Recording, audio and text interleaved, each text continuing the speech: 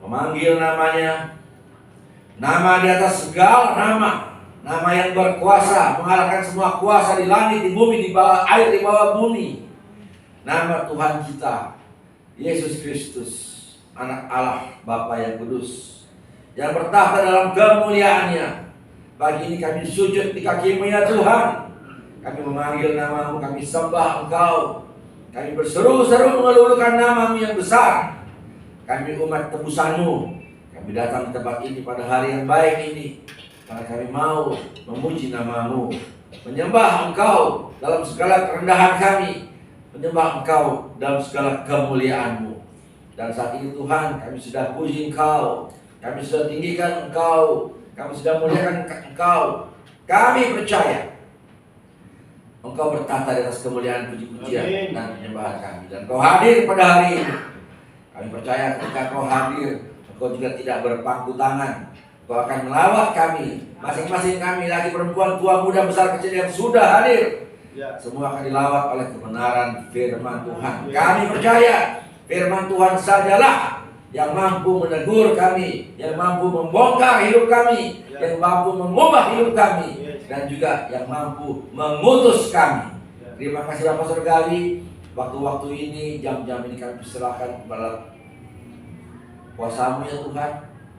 Urapi kami semua, kami yang berbicara, kami yang mendengarkan, kami yang merenungkan, dan nanti kami yang akan melakukan firman.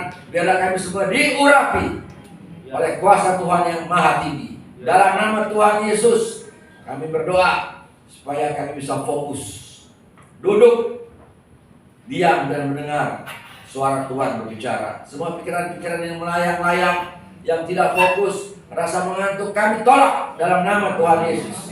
Kami mau jam-jam ini adalah jam-jam ilahi, dan kami tempat ini mendapatkan lawatan kebenaran firman Tuhan yang akan mengubah hidup kami.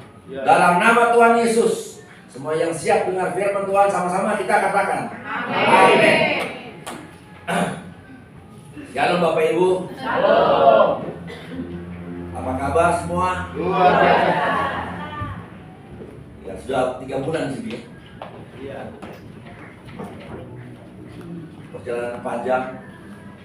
Dan hari ini Bapak Ibu sekalian, ini adalah minggu pertama bulan Desember, mana kita sudah persiapkan Natal ya. Natal sudah datang berkunjung. Bapak Ibu sekalian, saya akan berbicara secara cepat dan banyak dalam rangka persiapan Natal ini. Pertama-tama kita akan coba melihat konsep dasar bahwa Tuhan itu pencipta. Kemudian kedua kita akan bicara bahwa Tuhan itu adalah tukang kayu, ya kan? Yang ketiga, Yesus adalah tukang kebun. Dan yang keempat, yang tidak bisa terlupakan, dia adalah raja.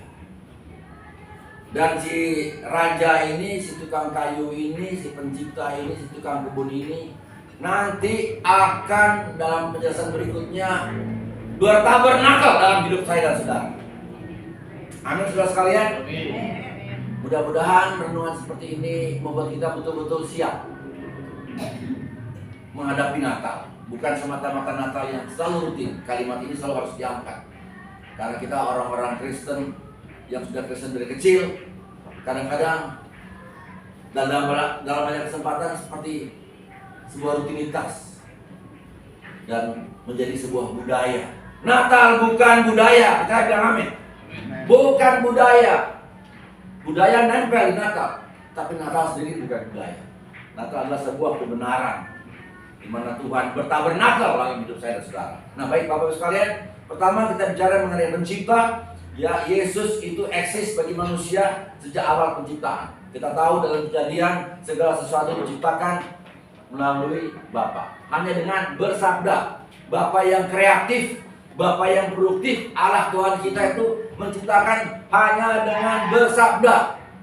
Amin. Ya, kita menggantung lampu mesti pakai tangga. Lampu Natal doang nih, hiasan-hiasan mesti pakai tangga.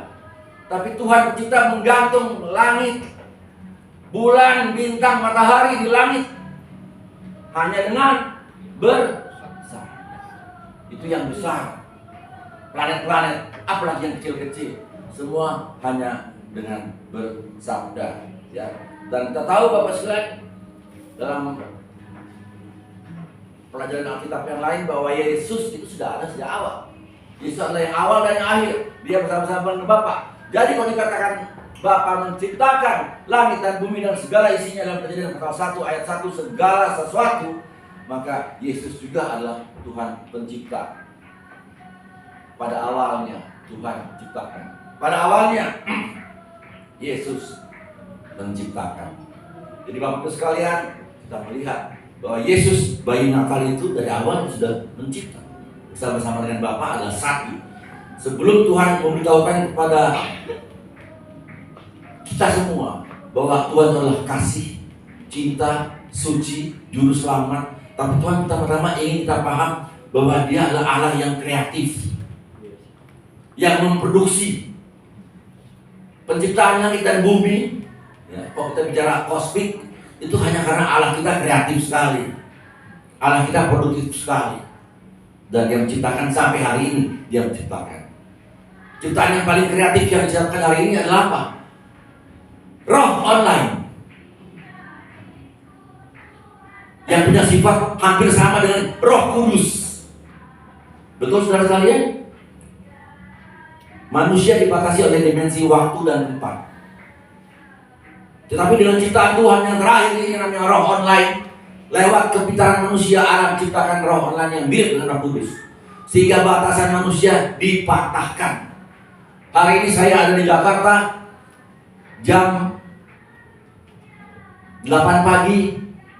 Saat ini juga saya ada di New York jam 8 pagi lewat online. Dimensi waktu dipatahkan, dimensi tempat dipatahkan. Itu adalah bagian dari penciptaan kreatif Tuhan kita di dalam Yesus Kristus. Jadi gagasan Tuhan ini bekerja sampai hari ini, menciptakan sampai hari ini, memberikan inspirasi kepada saya dan saudara, bahwa saya dan saudara juga bekerja. Apapun pekerjaan saudara sekalian, pedagang, senator, dokter, penjaga toko, pada prinsipnya pekerjaan saudara dan saya itu luar biasa. Karena pekerjaan yang kita lakukan sekarang ini mengkopi turun dari sifat Bapa di surga yang bekerja, menciptakan langit dan bumi, dan sampai hari ini tidak berhenti menciptakan segala sesuatunya lewat manusia dan kepandaian manusia. Gagasan mengenai Tuhan bekerja ini adalah daftar panjang dari asal usul dunia. Setiap agama mengklaim bahwa dewa menciptakan manusia untuk bekerja dan melayani para dewa, tapi tidak ada berani mengatakan bahwa Tuhan sendiri yang bekerja seperti Tuhan kita. Sejak awal Dia ciptakan, Dia yang bekerja. Nggak ada yang bisa bantu, nggak ada kuasa yang bisa bantu. Kuasa mana yang bisa bantu Dia? Gantung matahari di langit, coba bayangkan. Betul-betul Dia otoritas yang maha tinggi, Bapak-Ibu sekalian. Dan kebenaran ini memberikan makna yang penting dan esensial bagi kita, bahwa apa yang kita lakukan, sekali lagi saya katakan, berbahagialah Anda yang punya pekerjaan. Hargai pekerjaan. Jangan rasa kecil apapun yang pekerjaan, karena pekerjaan Anda itu merupakan bagian dari pekerjaan Allah menciptakan dunia dan segala isinya sampai hari ini. Itu mengenai penciptaan. Yang kedua sekarang mengenai tukang kayu, Bapak sekalian. Setiap Desember ini kita merayakan kelahiran Yesus Kristus, bayi di palungan seperti biasa. Tapi coba kita membuka, kita punya cakrawala sedikit untuk melihat ada pembenangan lain. Coba luangkan waktu kita untuk tidak fokus melihat bayi itu adalah raja yang lahir, Bapak sekalian, namun juga kita melihat kepada keluarga di mana bayi itu lahir. Bapaknya khususnya, ya, garis raja, imam, dan nabi ada di bapak. Dan bapaknya Yesus adalah Yusuf, dan Yusuf adalah tukang kayu. Dan dengan demikian, secara budaya sampai hari ini pun masih ada budaya itu bahwa anak akan belajar dari bapaknya. Apalagi di zaman itu, nggak kayak sekarang. bapaknya tukang kayu, mungkin anaknya sekolah komputer. Hari ini kan zamannya berbeda. Tapi pada waktu itu nggak ada sekolah komputer. Bapaknya akan menurunkan, mewariskan semua keahliannya kepada anaknya. Dan kita tahu dalam Matius pasal 6 ayat 3a dikatakan, bukankah ini tukang kayu anak Maria, saudara Yakobus yang namanya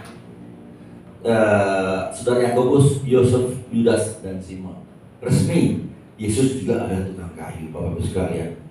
Dan Tuhan sih sebenarnya mendapatkan Yesus bukan sebagai anak tukang kayu, sebagai rabi bisa, sebagai imam di Bait Allah pasti bisa. Tapi kenapa Tuhan pilih jadi anaknya tukang kayu? Ini kadang-kadang menjadi pertanyaan yang besar juga. Apa rahasianya di balik itu, Bapak sekalian? Supaya dia tidak dijadikan seperti Nabi Samuel atau seperti Yohanes Pembaptis, tapi anak tukang kayu. Seorang pakar Alkitab menunjukkan ya di zaman itu, Bapak sekalian, bahwa kalimat tukang kayu yang diterjemahkan dalam Markus pasal 6 ayat yang ketiga, yang saya tidak usah baca karena kita sudah tahu ayat seperti itu semua, adalah bahwa kalimat itu adalah diterjemahkan dengan tepat. Sebenarnya bukan tukang kayu yang kita bayangkan, tapi tukang kayu pada zaman itu ada nuansa bekerja sebagai seorang pembangun. Dan karena dia membangun fisik, bisa rumah, bisa peralatan, dan lain sebagainya, maka dia tidak bekerja hanya dengan kayu, dia bekerja juga dengan batu, dengan logam untuk menciptakan hal-hal yang baru.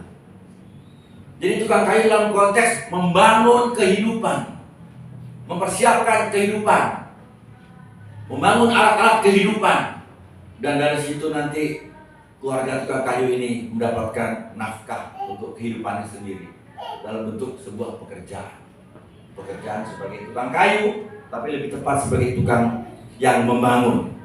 Dalam budaya Yahudi abad itu kemungkinan, Bapak sekalian, para pengrajin-pengrajin itulah seperti Yesus dan ayahnya yang paling mirip dengan pekerjaan kita. Hari ini saya bekerja, Bapak Ibu bekerja, macam-macam pekerjaan, jenis pekerjaan yang ada hari ini. Dan kebenaran ini kemudian memberikan gambaran kepada saya sekalian bahwa apa yang kita kerjakan, apapun itu, tata baik-baik. Karena pekerjaan saudara yang mungkin saudara anggap sepele, mungkin tidak penting, itu merupakan bagian dari pekerjaan yang besar untuk membangun kehidupan, membangun dunia, membangun keluarga, membangun pribadi dalam konteks membangun iman. Itu tukang kayu. Yang ketiga adalah penjaga taman. Yesus bayi Natal itu dalam konteks yang lain, kalau saudara masih ingat ya, ketika dia bangkit setelah salib, dikubur, mati, dia bangkit. Itu ayatnya menunjukkan bagaimana Maria mengira Yesus itu tukang taman, tukang kebun. Mesti ingat itu ya, dalam Yohanes pasal 20:15. Ibu, mengapa engkau menangis? Siapakah engkau yang kau cari? Waktu Maria datang ke kubur, dan Maria menyangka orang itu adalah penunggu taman. Bayangkan, bayangkan kalau, nggak boleh saya mau sebut nama ini ya di sini. Nah, ibu, Oma Sitorus ketemu sama Pak Doni malam-malam, Oma Sitorus kira Pak Doni penjaga kebun. Ini terjadi. Maria, orang temannya Yesus, mengira Yesus itu tukang kebun. Dan saya rasa ayat ini tidak berdiri sendiri, saudara-saudara sekalian. Bukan kebetulan bahwa ayat ini ditaruh oleh Yohanes dan dalam kanonisasi Alkitab kemudian menjadi satu buah ayat di dalam Alkitab. Dan saya baca-baca, belajar-belajar, ya, cari-cari referensi, Bapak-Ibu sekalian. Ternyata Bapak-Ibu sekalian, hal ini berkaitan juga dengan penciptaan.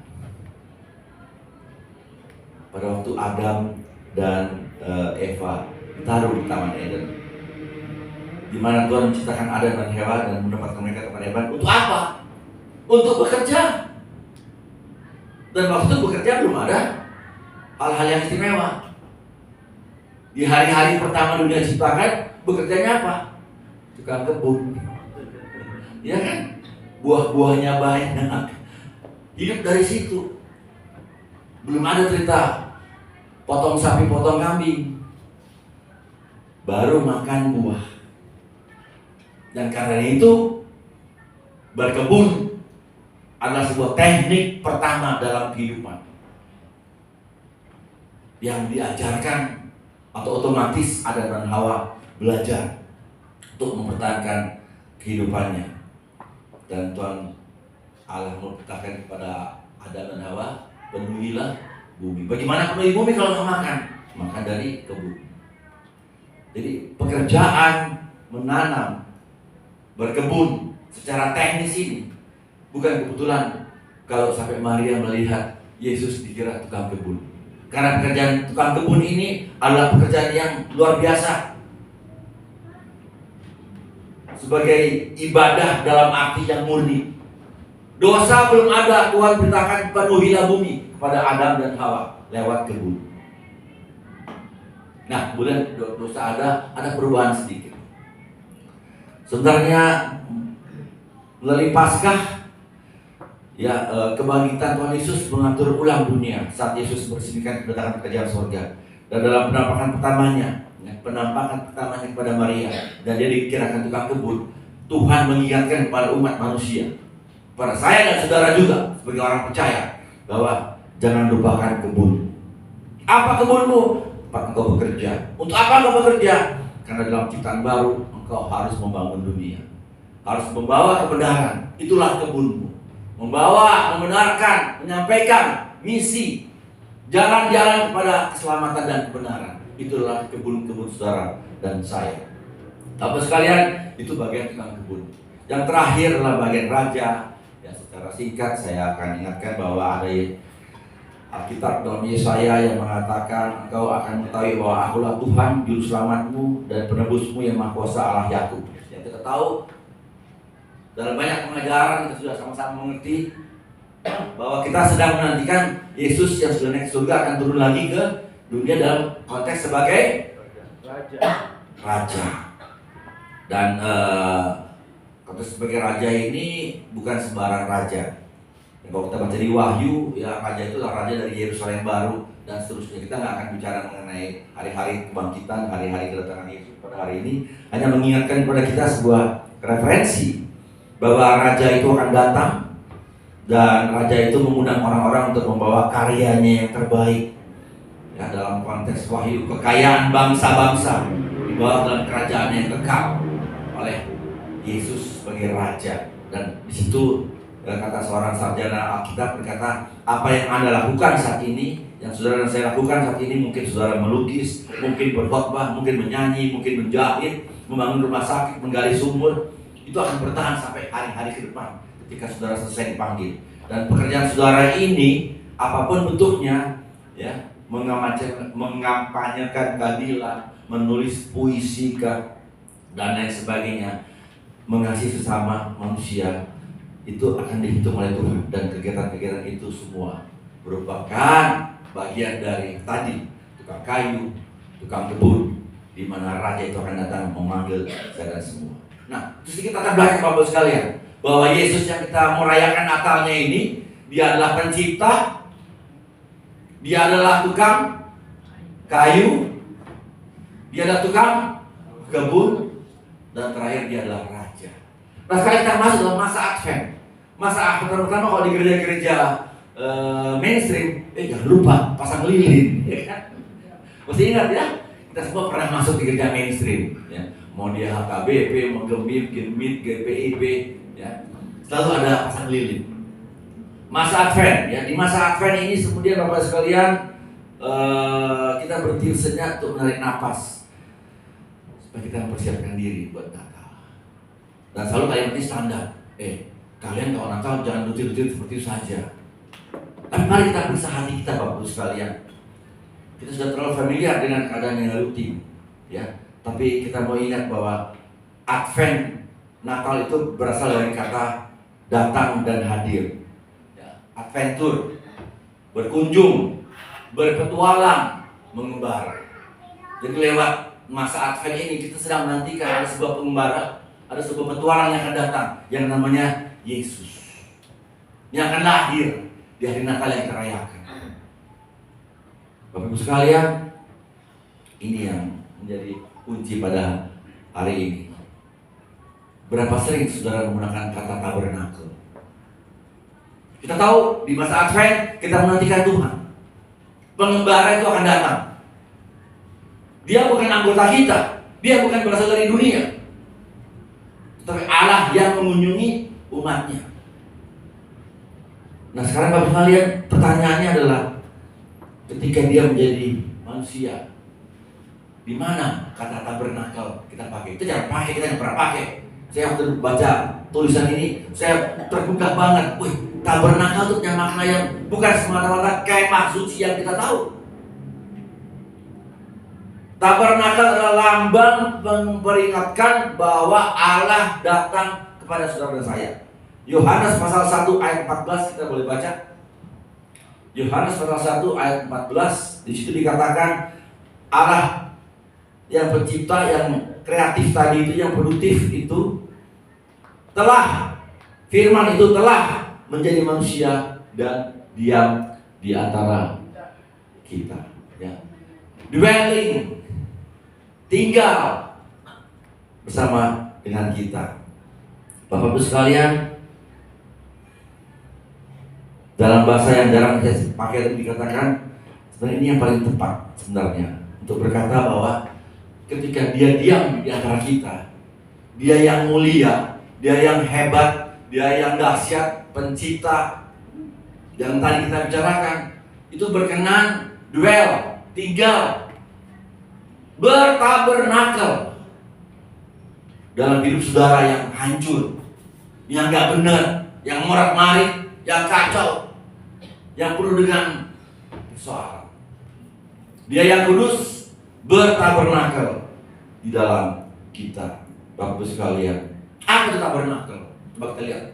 Kenapa kita bisa berani mengatakan bahwa Bapa di sorga melalui Yesus Kristus bertabernakel dalam hidup saya dan saudara? Kita baca dalam Keluaran pasal 40.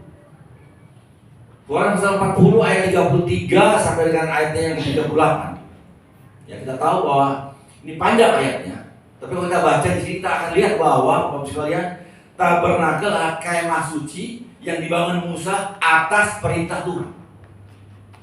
Dan kemah suci ini atau tabernakel ini dipasang setelah diperintah Tuhan, Musa bikin.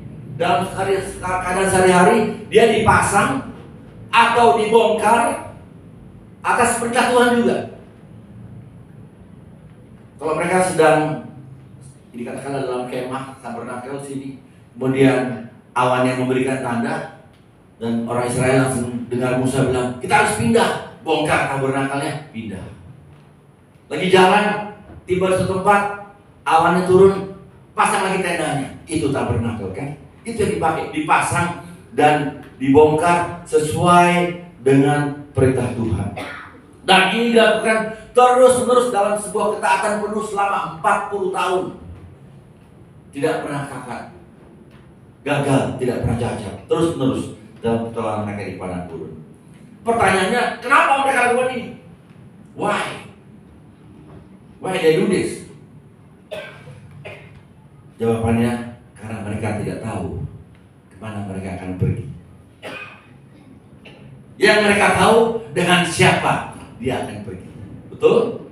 Dia nggak tahu dia akan kemana, tapi dia tahu siapa yang menemani dia kemana. Itu konsep yang sangat dalam Bapak sekalian, yang harusnya kita pegang. Kita tidak mau, kita tidak tahu kemana jalan hidup kita yang akan dibawa Tuhan. Tapi yang kita tahu adalah dia beserta dengan kita, menuntun jalan hidup kita. Dan itulah tabernakel Bapak-Ibu sekalian. Bahwa Bapak-Ibu sekalian,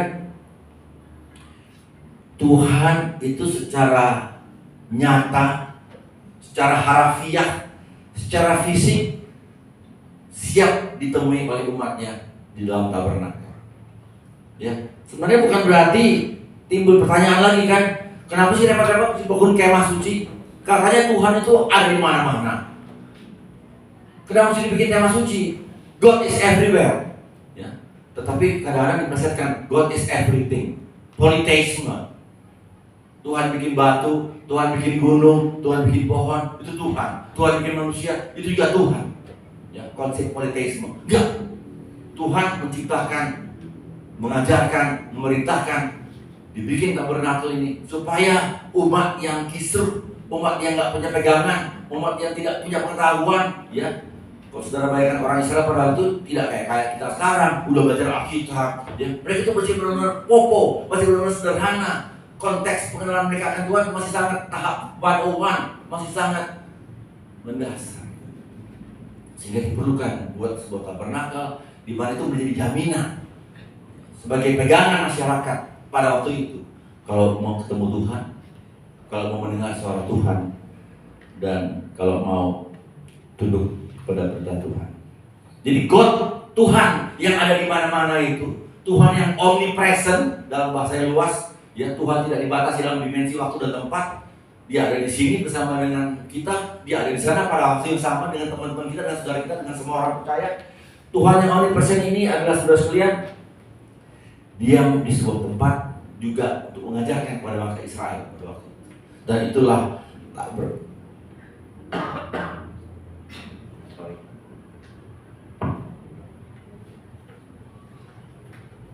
itulah tabernakel. Artinya apa?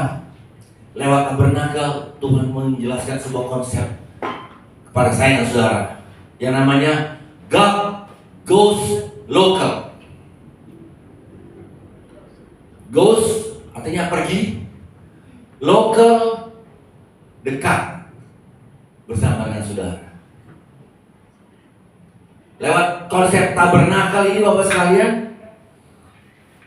Tuhan yang mulia, yang agung, yang kudus turun dalam bentuk kosmik, menciptakan langit dan bumi. Tapi Tuhan itu datang secara lokal kepada saudara, kepada bapak, kepada ibu, kepada saya secara pribadi. Itulah tabernakel, kehadiran Tuhan secara nyata dalam hidup saya dan saudara sekalian. God goes local, Tuhan hadir. Bukan hanya dalam konteks tadi dibilang bahwa dia diam sama manusia, tapi dia mengunjungi saudara dimanapun Anda berada. Ketika Anda di bawah pohon, Anda di bawah tempat yang paling gelap, Anda di tempat yang paling terang, Tuhan mengunjungi saudara bersama dengan saudara. Tabernakel bersama dengan saudara, menjadi dekat dengan saudara sekalian. Dalam bahasa yang lebih luas, Immanuel, Tuhan beserta dengan saya dan saudara. Jadi Bapak-Ibu sekalian, dalam hari-hari Advent ini, kita mengingat secara luar biasa bahwa mungkin akal budi kita dapat membayangkan, terima, oh Tuhan datang ke dunia, ya penciptaan langit dan bumi. Itu kan konsep-konsep abstrak. Kita merayakan kehadirannya di palungan, kita bisa memahaminya, abstrak. Tapi kok sudah bayangkan bahwa Tuhan yang kudus itu, yang dahsyat itu, yang kreatif itu, datang dalam hidupmu yang kacau. Ketika Anda berkaca, wah, betapa jauhnya aku jatuh. Dalam hidupku yang pahit, dalam hidupku yang sendirian, kita sudah membayangkan, apakah mau dia datang dalam hidup kita? Bapak-Ibu sekalian, Tuhan bertabernakel, dia datang ke tempat kita yang paling dekat dengan kita, yaitu dalam persoalan kehidupan kita, persoalan kegagalan, dan mungkin juga banyak keberhasilan di mana kita lupa. Bapak-Ibu sekalian, kita baca banyak sekali Alkitab yang menyatakan bahwa walaupun Tuhan itu omnipresent, ada di mana-mana. Ya, saya tidak mau baca ayatnya, banyak sekali. Tuhan ada di mana-mana, tapi Tuhan yang ada di mana-mana itu ada bersama dengan saudara dan saya. Percaya, katakan amin. Bapak sekalian, sebab dalam Dialah, Kolose 2 ayat 9, berdiam secara jasmania seluruh kepenuhan Allah.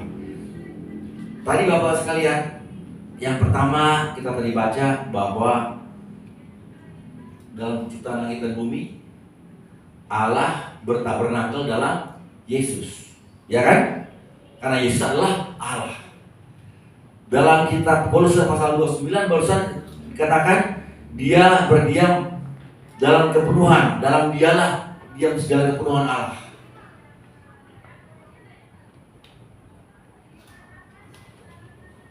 Dalam Dialah berdiam secara dia di Yesus, ya.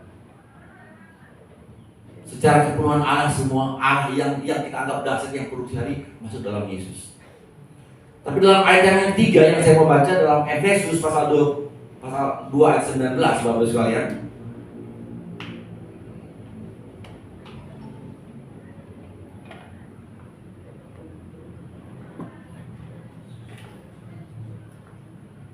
Terus 19, 20, 21 Efesus ini ya. Efesus ya, bukan. Efesus pasal 2 ayat 19, betul? Ayat 21 coba.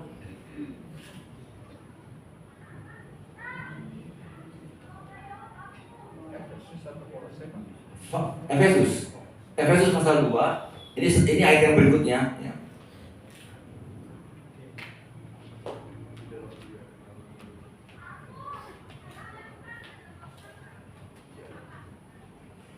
Di dalam dalam Yesus semua seluruh bangunan rapi susun jadi baik Allah yang kudus di dalam Tuhan. Ini bicara mengenai kita. Jadi yang saya mau angkat Bapak sekalian dalam konteks tabernakel ini, pertama-tama secara Bapak sekalian adalah bahwa ketika kita percaya kepada Yesus yang adalah Allah dan tabernakel Allah, maka kita pun percaya secara nyata bahwa tabernakel Allah itu ada dalam kita. Allah menjelma dalam Yesus, tapi kemudian karena kita percaya pada Yesus, maka kita inilah Allah bertabernakel dalam kita. Dia dos lokal, dia datang kepada saudara dan saya di tempat saudara berada, di dalam hati saudara. Jadi ketika kita percaya pada Yesus, kita pegang tiga-tiga ini. Allah menciptakan langit dan bumi, Yesus yang menciptakan. Kemudian ada konteks yang kedua dalam Kolose bahwa Allah masuk dalam Yesus, bertabernakel dalam Yesus. Dan dalam Efesus yang 3, ya, secara cepat saya ingin mengatakan bahwa Allah bertabernakel dalam hidup saudara dan saya. Itulah yang saya katakan sebuah hal yang sangat pribadi. Allah ada di lokal saya, di hati saya, di dekat saya, di dalam saya, di sekitar saya. Allah yang ada dalam Yesus Kristus tadi. Bapak Ibu sekalian, dalam Tuhan Yesus Kristus, dan ketika Allah hadir, kita tahu kita kembali ke Yohanes 1 ayat 14. Yohanes 1 ayat 14, ketika Allah hadir, diam, dwelling di antara kita, maka kita akan melihat apa? Glory, kemuliaannya.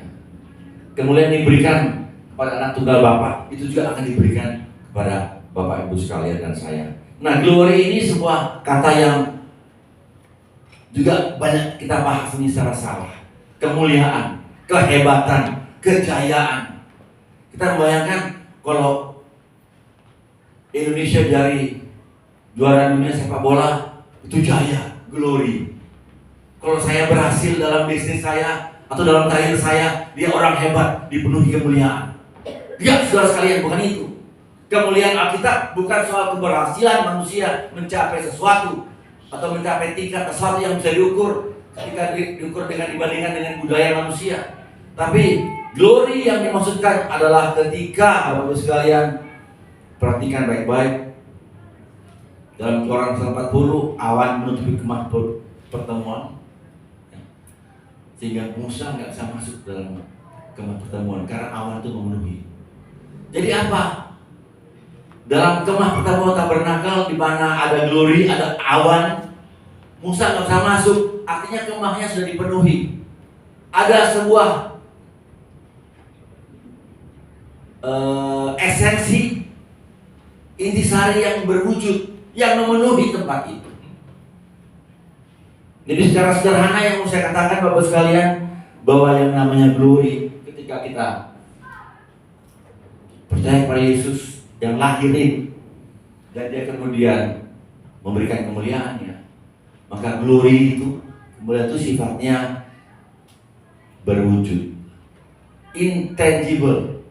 Saudara bisa rasakan, bukan normatif, bukan melayang-layang, bukan keyakinan kosong, tapi Allah berdiam dalam manusia dengan kemuliaannya. Itu saudara akan rasakan sebagai sebuah intangible asset, sebuah realitas secara fisik.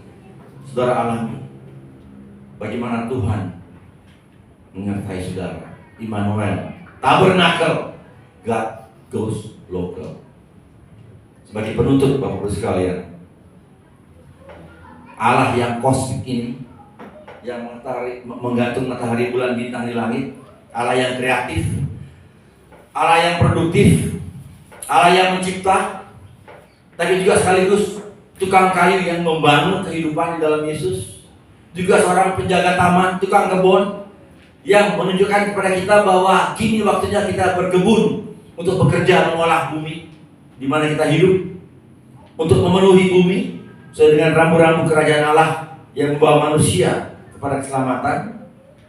Dia adalah Allah yang raja dahulu, sekarang, dan selamanya, yang akan datang menjemput kita. Allah yang itulah yang bertabernakel melalui anaknya Yesus Kristus yang datang hari Natal ini, yang kita rayakan. Dialah yang bertabernakel dalam hidup saya dan saudara. Hari-hari ini, di minggu-minggu akan kita renungkan sungguh-sungguh bahwa Allah itulah yang bertabernakel, yang go local, dari tempatnya yang tinggi di langit, yang suci, kudus, agung, go local, datang secara lokal ke tempat saudara yang busuk, yang sedih, yang marah, yang kecewa, yang gagal. Dia datang secara lokal, dan ini dialami oleh saudara secara fisik, secara reality, bukan sebuah bayangan semata-mata iman dan percaya. Saudara mengalaminya ketika saudara sungguh-sungguh percaya. Itulah Natal yang sedang kita merayakan hari ini. Natal mengingatkan saya, kita semua, walaupun saya gagal, saya terisolasi, hidup saya kacau, saya kecewa, saya hancur, tapi satu hal yang pasti, Dia lebih dekat kepada saya daripada yang saya bayangkan. Lord Jesus is closer to you than you ever think. Dia jauh lebih dekat dalam hidup saudara karena dia lokal daripada saudara bayangkan, yang saudara bisa bayangkan, karena saudara anggap saudara kecil, tidak layak. Dia ber-Immanuel dalam hidup saya. Mari kita berdoa.